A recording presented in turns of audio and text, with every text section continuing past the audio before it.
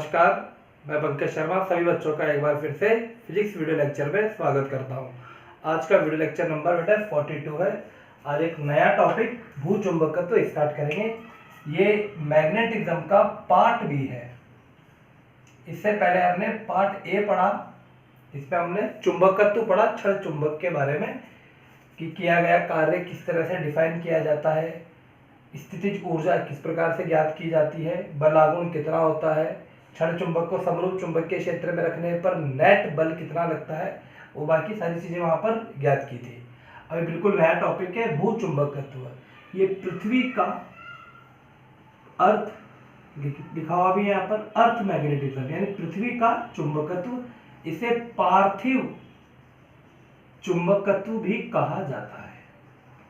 अब बेटा पहले इसके बारे में, इसको समझने से पहले आपको बेसिक जानकारी पता होनी चाहिए पृथ्वी की, अर्थ की बेसिक जानकारी।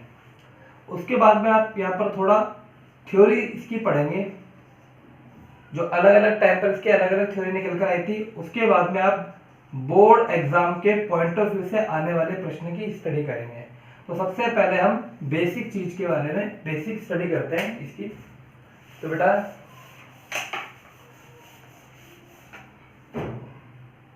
मान लीजिए कि ये कोई पृथ्वी है, ठीक है। ये पॉइंट इसका भौगोलिक उत्तरी ध्रुव है, पृथ्वी का भौगोलिक उत्तरी ध्रुव, जिसे NG से लिखा जाएगा। NG का मतलब है ज्योग्राफिकली नॉर्थ पोल, ठीक है। इसी प्रकार से यह है भौगोलिक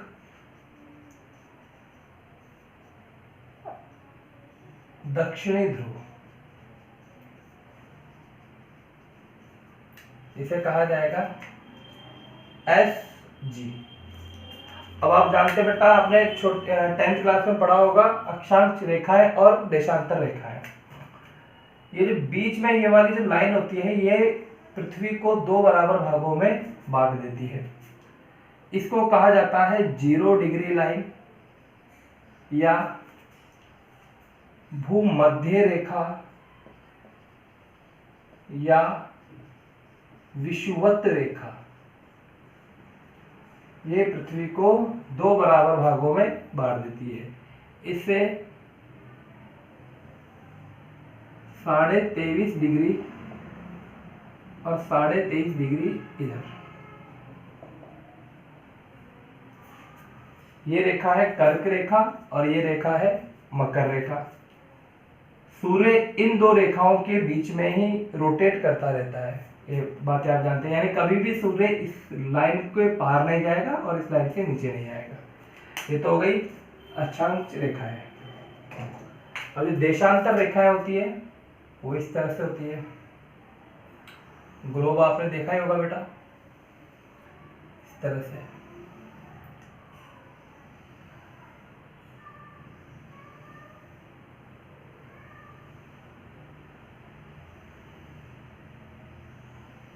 हालांकि ये सब चीजें एग्जाम में नहीं पूछी जाती है, लेकिन इनकी जानकारी आपको होनी चाहिए। अब इस 0 डिग्री लाइन से इस तरह से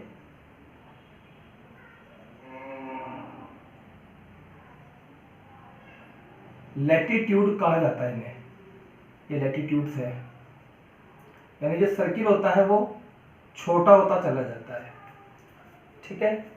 यहाँ पर जो इंपॉर्टेंट बात है वो ये है कि भौगोलिक उत्तरी ध्रुव और भौगोलिक दक्षिणी ध्रुव को मिलाने वाली ये जो लाइन है, भौगोलिक उत्तरी ध्रुव और भौगोलिक दक्षिणी ध्रुव को मिलाने वाली लाइन, इस लाइन को कहा जाता है बेटा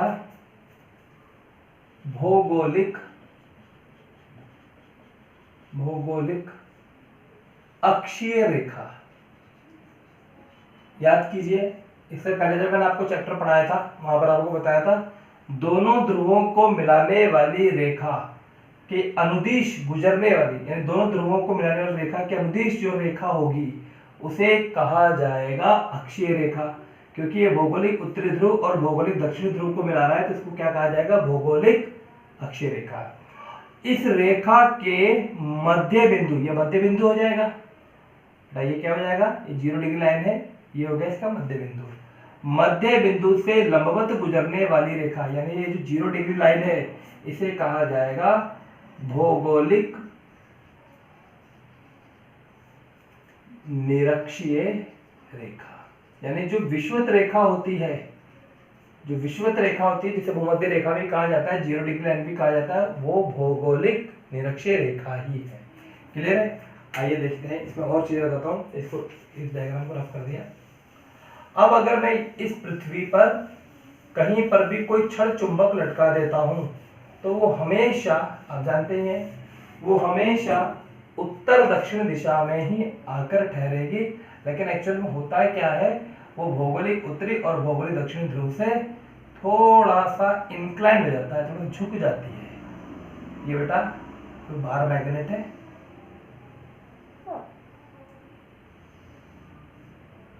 ठीक है।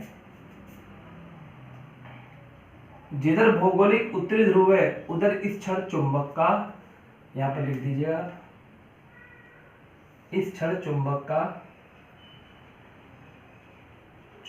का दक्षिणी ध्रुव होगा। उत्तरी ध्रुव को दक्षिणी ध्रुव यहां पर अट्रैक्ट करेगा, और ये क्या हो जाएगा बेटा, ये चुंबक का चुंबकीय उत्तरी ध्रुव। ठीक, ध्यान दीजिएगा, यहां पर इसे लिखा जाएगा SM। M का मतलब यहां पर मैग्नेट है, मैग्नेट का साउथ पोल, और इसे लिखा जाएगा नॉर्थ, मैग्नेट का नॉर्थ पोल। दोबारा ध्यान दीजिएगा, इस क्षण चुंबक के दोनों ध्रुवों को मिलाने वाली रेखा के अनुदिश गुजरने, इस डायग्राम को भी दोबारा बना दूंगा, अभी आपको एक बार समझ रहा है। इन दोनों ध्रुवों को मिलाने वाली रेखा, ये क्या कहलाएगी, ये कहलाएगी चुंबकीय अक्षीय रेखा, क्योंकि ये चुंबकीय अक्षीय रेखा, और इसके मध्य बिंदु O से लंबवत गुजरने वाली रेखा, सीधी लाइन बना दी बेटा, इसके मध्य बिंदु से लंबवत गुजरने वाली रेखा, ये क्या कहलाएगी, ये कहलाएगी चुंबकीय निरक्षीय रेखा। तो आपने यहाँ पर 4 चीजें पढ़ी। मतलब की बात आपको ये ध्यान रखना है, अभी मैं इसकी थ्योरेटिकल चीजें भी बताऊंगा आपको कि इसका मैग्नेटिज्म के में क्या क्या रहस्य है, क्या क्या इसकी थ्योरी आई, जो गलत भी सिद्ध होती गई, इसमें बड़ा कॉन्ट्रीवर्सल था, लेकिन समय के साथ साथ कुछ समय तक उनको सही माना गया, और जैसे आगे बढ़ते गए बेटा वो थ्योरी रिजेक्ट होती गई। क्योंकि साइंस में कोई अंतिम सत्य नहीं होता है, जब तक कि कोई नया इन्वेंट नहीं हो जाता तब तक उसको माना जाता है। उसमें अगर कोई क्रॉस क्वेश्चन आ जाता है, जैसा कि इस थ्योरी के साथ भी हुआ था, वो भी आपके साथ डिस्कस करेंगे, लेकिन चूंकि वो एग्जाम में इतना ज़्यादा आता नहीं है इसलिए उसको कम ही बताया जाता है, लेकिन आपकी जानकारी के लिए आपको बताया जाएगा। आपको जो ध्यान रखना है वो क्या, ये कोई पृथ्वी है, इसका ये भौगोलिक उत्तरी ध्रुव है और ये इसका भौगोलिक दक्षिणी ध्रुव है। दोनों ध्रुवों को मिलाने वाली रेखा, इसे कहा जाएगा भौगोलिक अक्षीय रेखा। इसके लंबवत गुजरने वाली रेखा, ये वाली लाइन, इसे कहा जाएगा भौगोलिक निरक्षीय रेखा, जिसे 0 डिग्री लाइन, भूमध्य रेखा, विषुवत रेखा भी कहा जाता है ज्योग्राफी में। क्लियर है बेटा? इसमें मैंने आपको थोड़ी जानकारी और बता दी कि 23.5 डिग्री ऊपर और 23.5 डिग्री नीचे, उसे कहा जाता है, इस वाली लाइन को कहा जाता है कर्क रेखा, और इस लाइन को कहा जाता है मकर रेखा।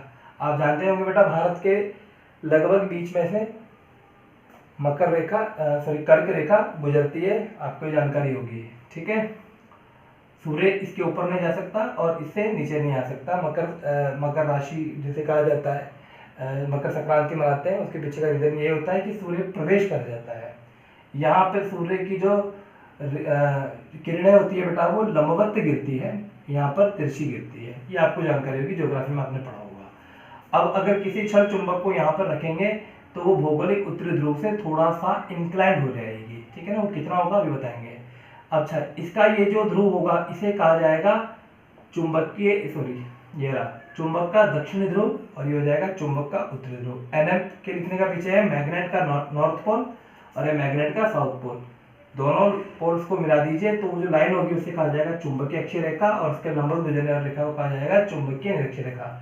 इंपॉर्टेंट बात, भौगोलिक अक्षीय रेखा और चुंबकीय अक्षीय रेखा के बीच बनने वाला जो ये कोण होगा, ये होगा बेटा 11.3 डिग्री। ये एग्जाम में पूछा जाता है कि भौगोलिक अक्षीय रेखा और चुंबकीय अक्षीय रेखा के बीच बनने वाला जो कोण है वो कितना होता है 11.3 डिग्री। अभी आपको कुछ देखना नहीं है, अब मैं इसकी थ्योरी आपको बताता हूँ। तो देखिए बेटा, हम भूचुंबकत्व के जो शुरुआत में इससे रिलेटेड जो इसकी थ्योरी दी गई थी साइंटिस्ट के द्वारा, उसको हम पढ़ते हैं। तो जो पहला पॉइंट आपको ध्यान रखना है वो ये है कि पृथ्वी चुंबक की भांति व्यवहार करती है। चुंबक की भांति व्यवहार करती है। एक्चुअल में पृथ्वी कोई चुंबक नहीं होती है, ये केवल चुंबक की भांति व्यवहार करती है। यानी पृथ्वी में भी चुंबक की तरह दो पोल होते हैं, इसमें बल रेखाएं बाहर निकलती है, उत्तरी ध्रुव से बल रेखाएं बाहर निकलती है, दक्षिण ध्रुव में प्रवेश करती है, पृथ्वी के अंदर दक्षिण से उत्तर की ओर गति करती है। तो पृथ्वी चुंबक की भांति व्यवहार करती है, चुंबक नहीं होती है। अब हुआ क्या बेटा कि एक साइंटिस्ट था विलियम गिलबर्ट। इन साइंटिस्ट ने एक तर्क दिया कि ये चुंबक की भांति व्यवहार क्यों करती है। तो इन्होंने बताया कि पृथ्वी के मध्य में, इसे कोर कहा जाता है, पृथ्वी के कोर में एक बहुत शक्तिशाली चुंबक रखी हुई है। इसी के कारण पृथ्वी चुंबक की भांति व्यवहार करती है। ये तर्क तो क्या कहेंगे आप, ये कुतर्क था। वो कैसे कि पृथ्वी के कोर का जो टेम्परेचर होता है, तापमान होता है, वो अत्यंत अधिक होता है। ठीक है बेटा, 1000 डिग्री सेंटीग्रेड। इतने अधिक तापमान पर ये जो चुंबक अगर रखी हुई होती, इनके अकॉर्डिंगली अगर चुंबक रखी हुई होती यहाँ पर बहुत शक्तिशाली, तो बेटा ये पिघल जाती, यहाँ पर मोल्टन स्टेट में पहुंच जाती, यानी यहाँ पर पिघली अवस्था में हो जाती। और वैसे भी आगे चलकर आप पढ़ोगे यहाँ पर क्यूरी टेम्परेचर में कि अधिक तापमान पर चुंबकत्व नष्ट हो जाता है, अपनी स्टेट चेंज कर लेता है। तो जो विलियम गिलबर्ट था, उन्होंने क्या बताया था कि पृथ्वी के केंद्र पर एक अत्यंत शक्तिशाली एक चुंबक रखी हुई है, इसी कारण पृथ्वी चुंबक की भांति व्यवहार करती है। इनकी इस बात को कुछ समय पश्चात इस तरह से खारिज कर दिया गया। इसका क्रॉस जो क्वेश्चन आ गया वो ये कि इस पॉइंट पर जो टेम्परेचर होगा वो बहुत ज्यादा होगा। इतने अधिक टेम्परेचर पर ये चुंबक अगर रखी हुई होती और सभी यहाँ पर जो भी पदार्थ होता है वो पिघली अवस्था में होता है और अधिक तापमान पर चुंबकत्व नष्ट हो जाता है। फिर साइंटिस्ट उन्होंने बताया बेटा, उनका नाम तो मुझे ध्यान नहीं है और कहीं लिखा हुआ भी नहीं है, आप बस केवल इनकी थ्योरी ध्यान रखनी है। वैसे एग्जाम में कुछ पूछा नहीं जाता है, लेकिन आपके नॉलेज के लिए बताया जा रहा है ये। उन्होंने कहा कि पृथ्वी के अंदर हीट बहुत ज्यादा होती है। हीट बहुत ज्यादा होती है तो बेटा क्या होता है कि यहाँ पर आयन बन जाते हैं। फिर क्या होता है कि पृथ्वी, आप जानते हैं कि अपने अक्ष के सापेक्ष घूर्णन गति करती है। तो बेटा ये जो आयन बन जाते हैं, यानी आप ऐसे मान लीजिए कि यहाँ पर आवेश, ये आयन ये गति करते हैं। आप जानते हैं कि अगर आवेश गति करेगा तो धारा, यहां से धारा प्राप्त होगी। यानी पृथ्वी के बाह्य सतह पर एक करंट फ्लो होने लग जाती है। ठीक है, एक करंट फ्लो होने लग जाती है जिसे संवहन धाराएं कहते हैं। उन साइंटिस्ट के अकॉर्डिंगली क्या था कि पृथ्वी के अंदर का तापमान बहुत ज्यादा होता है, जिसके कारण यहाँ पर धातु होती है बेटा, अंदर धातु पिघली अवस्था में होती है केंद्र पर तो, और अलग अलग जगह धातु अलग अलग तरह से होती है। तो टेम्परेचर ज्यादा होता है तो आयन बन जाते हैं। अभी पृथ्वी गति करती है, अपने अक्ष के सापेक्ष गति करती है, तो बेटा ये आयन भी गति करते हैं। कि आयन गति करते हैं, यानी आवेश अगर गति करता है तो करंट प्राप्त होती है, और करंट, क्योंकि आप जानते हो आवेश अगर गति कर रहा है तो धारा प्राप्त होगी। वैसे भी आप जानते हो कि आवेश अगर गति करेगा तो चुंबकीय क्षेत्र उत्पन्न होगा। ध्यान आया बेटा, चुंबकीय क्षेत्र उत्पन्न हो जाएगा। इस धारा को कहा जाता है संवहन धारा, और उस कंसेप्ट के अनुसार उसने बताया कि पृथ्वी के चारों ओर, पृथ्वी की बाह्य सतह पर एक संवहन धाराएं बहती है, जिसके कारण, इन धाराओं के कारण चुंबकीय क्षेत्र उत्पन्न हो जाता है। इसीलिए हमारी पृथ्वी चुंबक की भांति व्यवहार करती है। बाद में चलकर इस थ्योरी को भी गलत मान लिया गया। क्यों मान लिया गया बेटा? क्योंकि अगर आयन बनेगा तो जितने यहाँ पर नेगेटिव बने उतने ही पॉजिटिव बने, तो नेट जो Q होगा वो 0 होगा, इसलिए इस थ्योरी को भी गलत मान लिया। यानी गिलबर्ट की थ्योरी भी गलत सिद्ध हुई, ये वाली थ्योरी भी गलत हुई। इसके बाद ये हुआ कि पृथ्वी जब गति करती है, पृथ्वी का जो स्पिन मोशन होता है, जो घूर्णन गति होती है बेटा, उसमें क्या होता है, ये दो तरफ से गति करती है, आप जानते होंगे। एक अपने अक्ष के सापेक्ष गति करती है और एक सूर्य के चारों ओर गति करती है। हाँ जी, इधर देखिए, अब पृथ्वी जब गति करती है तो तीसरी थ्योरी ये कहती थी कि पृथ्वी जब गति करेगी तो अपने वायुमंडल के जो कण है उसमें बेटा घर्षण के कारण वहां पर आयन बन जाएंगे। आयन बन जाएंगे तो वो आवेश गति करेगा, वो आवेश गति करेगा तो पृथ्वी के चारों ओर इस तरह से सेम कंसेप्ट के अकॉर्डिंगली आवेश गति करेगा, करंट प्राप्त होगी सेम। और अगर धारा प्राप्त हो रही है तो आप, इससे पहले एक चैप्टर भी रहेगा धारा का चुंबकीय प्रभाव, ये ध्यान रखना कि अगर किसी तार में या किसी धारा बह रही है तो उसके चारों ओर चुंबकीय क्षेत्र उत्पन्न हो जाता है। इतना आपको ध्यान रखना है। वैसे भी चैप्टर नंबर 7 में पढ़ोगे आप कि अगर करंट फ्लो हो रही है तो चुंबकीय क्षेत्र उत्पन्न होता है, और आपको लिखाया भी गया है कि आवेश अगर गति करता है तो चुंबकीय क्षेत्र उत्पन्न होता है। तो तीसरी थ्योरी ये कहती थी कि अगर पृथ्वी गति कर रही है तो वायुमंडल के कण पर घर्षण के कारण आयन प्राप्त हो जाएंगे, आयन बन जाएंगे। आयन बनने के कारण क्या होगा बेटा? चुंबकीय क्षेत्र, धारा प्राप्त होगी, जिसके कारण चुंबकीय क्षेत्र उत्पन्न हो जाएगा। एक्चुअल में ये इस थ्योरी के बारे में कुछ आइडिया नहीं है कि कौन सी थ्योरी सही है। पहली तो बिल्कुल ही खैर गलत है, लेकिन दूसरी सही है, हो भी सकती है, नहीं भी हो सकती, इसका अभी तक कोई साइंटिफिकली प्रूफ नहीं है। हाँ, हो भी सकती है, नहीं भी हो सकती। क्या हो सकता है दोनों ही गलत हो सकता है दोनों में कोई एक सही हो।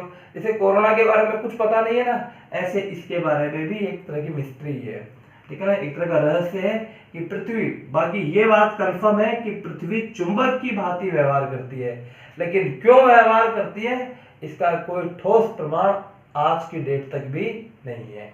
बस अलग अलग टाइम पर अलग अलग साइंटिस्ट ने अपने दावे प्रस्तुत किए, लेकिन उन दावों को समय के साथ साथ वो दावे खारिज होते गए। तो आपको ये तीनों जो साइंटिस्ट ने अपनी बात बताई थी वो आपको शॉर्ट में ध्यान रखना है। पहला था गिलबर्ट का। गिलबर्ट ने कहा कि केंद्र पर एक शक्तिशाली चुंबक रखा हुआ होगा, इसीलिए पृथ्वी चुंबक की भांति व्यवहार करती है। लेकिन उसके दावा को इस तरह से खारिज कर दिया गया कि केंद्र में तो भाई साहब तापमान ही बहुत ज्यादा होता है, तापमान बहुत ज्यादा होता है तो वो फिगली अवस्था में होगा। और वैसे भी आगे चलकर अपन क्यूरी टेम्परेचर पढ़ेंगे। क्यूरी, मैडम क्यूरी करके एक साइंटिस्ट थे जिन्होंने रेडियम की खोज की थी। उन्होंने अपना एक नियम दिया था क्यूरी का नियम, कि एक निश्चित तापमान पर अगर आप उससे बियॉन्ड चले जाएंगे, उससे आगे चले जाएंगे तो बेटा लोह चुंबकत्व में अनुचुंबकत्व का गुण आ जाता है। ऐसा आप पूरा नियम पढ़ेंगे, वो आपको पढ़ाया जाएगा। तो ये मान के चलिए कि अगर टेम्परेचर बढ़ता है तो पदार्थ के अंदर चुंबकत्व नष्ट हो जाता है। गिलबर्ट के अकॉर्डिंगली उसकी बात यहाँ पर असत्य हो गई। दूसरा है कि पृथ्वी के अंदर जो पदार्थ होते हैं वो क्या होता है बेटा, हीट ज्यादा होने के कारण आयन बन जाते हैं। आयन बन जाते हैं तो पृथ्वी के बाह्य क्षेत्र में एक संवहन धाराएं बहने लगती है। अगर धारा बहेगी तो उसके चारों ओर चुंबकीय क्षेत्र उत्पन्न हो जाएगा। ये थ्योरी सेकंड हो गई। थर्ड जो थ्योरी आई वो आई कि जब पृथ्वी अपने अक्ष के सापेक्ष घूमती है तो वायुमंडल के कण से घर्षण के कारण वहां पर आयन बना देती है। आयन बनने के कारण वहां पर भी वही काम होता है जो यहाँ पर हो रहा था, और यहाँ पर करंट प्राप्त होती है, करंट बहती है, ठीक है, संवहन धाराएं बहती है तो चुंबकीय क्षेत्र उत्पन्न हो जाता है। लेकिन मेन बात यह है कि आज की डेट में भी इन तीनों में से कौन सी थ्योरी सही है, कौन सी थ्योरी गलत है, कुछ आइडिया नहीं है। इसके बारे में मैं कह सकता हूँ कि ये तो गलत है, बाकी इन दोनों में से सत्य हो भी सकती है, नहीं भी हो सकती है। बुक में ऐसा ही लिखा हुआ है, आपको इतनी ही बातें ध्यान रखनी है। अब आगे चलते हैं बेटा, कुछ रिटर्न वर्क कर लेते हैं। अभी तक जो आपने पढ़ा वो ये था ये कोई, हाँ ये पृथ्वी, ये इसका एन ज्योग्राफिकली और ये एस ज्योग्राफिकली, ये भौगोलिक उत्तर, ये भौगोलिक दक्षिण, इन दोनों को मिलाने वाली ये रेखा भौगोलिक अक्षीय रेखा, भौगोलिक अक्षीय रेखा। ठीक है, ये इसका मध्य बिंदु, ये हो जाएगी बेटा भौगोलिक निरक्षीय रेखा, जिसे विषुवत रेखा, 0 डिग्री या भूमध्य रेखा भी कहा जाता है, इंग्लिश में इक्वेटर बोलते हैं इसको। अब यहाँ पर ये कोई क्षण चुंबक है, किताब में भी ये थोड़ा सा कंट्रोवर्सी है, ठीक है, थोड़ा कंफ्यूजन है ये बुक्स में, एनसीईआरटी की बुक में भी, आपके राजस्थान बोर्ड की बुक में भी ये थोड़ा सा यहाँ पर नॉर्थ पोल दे रखा है, यहाँ पर साउथ पोल दे रखा है, ठीक है ना, तो उसमें आपको कंफ्यूज नहीं होना है। यहाँ लिखना है आपको साउथ पोल मैग्नेट का और यहाँ पर नॉर्थ पोल मैग्नेट का, और इन दोनों के भी, हाँ ये जो लाइन हो जाएगी ये कौन सी हो जाएगी, ये चुंबकीय मैग्नेटिक एक्सिस लाइन, चुंबकीय अक्षीय रेखा, इसके लंबवत गुजरने वाली ये रेखा हो जाएगी चुंबकीय निरक्षीय, चुंबकीय निरक्षीय, और इन दोनों के बीच का एंगल होगा 11.3 डिग्री, ये पूछा जाता है 11.3 डिग्री। अब मैं आपको कुछ बातें लिख देता हूँ, वो आपको ध्यान रखनी है। तो पहला जो पॉइंट है वो क्या है, फर्स्ट पॉइंट, पृथ्वी चुंबक की भांति व्यवहार करती है, पृथ्वी चुंबक की भांति व्यवहार करती है। सेकंड पॉइंट, चुंबक का उत्तरी ध्रुव, हाँ एक चीज और ध्यान रखना इसमें, वह शाखा जिसमें पृथ्वी के चुंबकीय क्षेत्र का अध्ययन किया जाता है उसे भूचुंबकत्व कहा जाता है। ठीक है, सेकंड पॉइंट है चुंबक का उत्तरी ध्रुव, चुंबक का उत्तरी ध्रुव, ये रहा चुंबक का उत्तरी ध्रुव, चुंबक का उत्तरी ध्रुव भौगोलिक दक्षिण की ओर, भौगोलिक दक्षिण की ओर। यहाँ ये बताता हूँ कि आपकी बुक में तो यहाँ पर ये उल्टा बना के रखा होगा, लेकिन आप जो और किसी बुक में देखोगे, आप अच्छे ऑथर की बुक देखेंगे तो बेटा वहां पर ये साउथ पोल मैग्नेट का और नॉर्थ पोल मैग्नेट का, ठीक है ना, इसलिए आपको यहाँ पर कंफ्यूज नहीं होना है, इसको आपको ध्यान रखना है। तो चुंबक का उत्तरी ध्रुव भौगोलिक दक्षिण की ओर, भौगोलिक दक्षिण की ओर, तथा चुंबक का दक्षिणी ध्रुव भौगोलिक उत्तर की ओर होता है, भौगोलिक उत्तर की ओर होता है। तीसरा पॉइंट है दोनों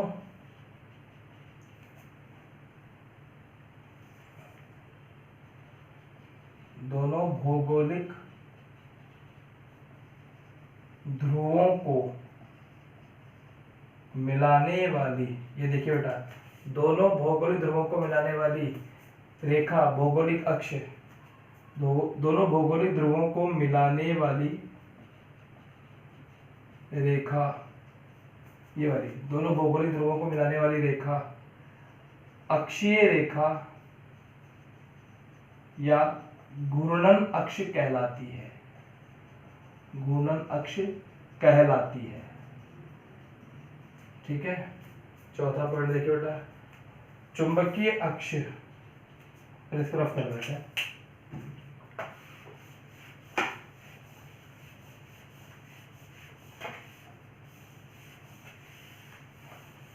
चौथा पॉइंट, इसी प्रकार, उसको बाद में डिस्कस कर लेंगे। इसी प्रकार चुंबक के, देखिए दोनों भौगोलिक ध्रुवों को मिलाने वाली रेखा तो क्या कहलाती है, भौगोलिक अक्षीय रेखा या घूर्णन अक्ष भी कहते हैं इसको, इस अक्ष के सापेक्ष घूर्णन करती है। इसी प्रकार चुंबक के दोनों ध्रुवों को मिलाने वाली रेखा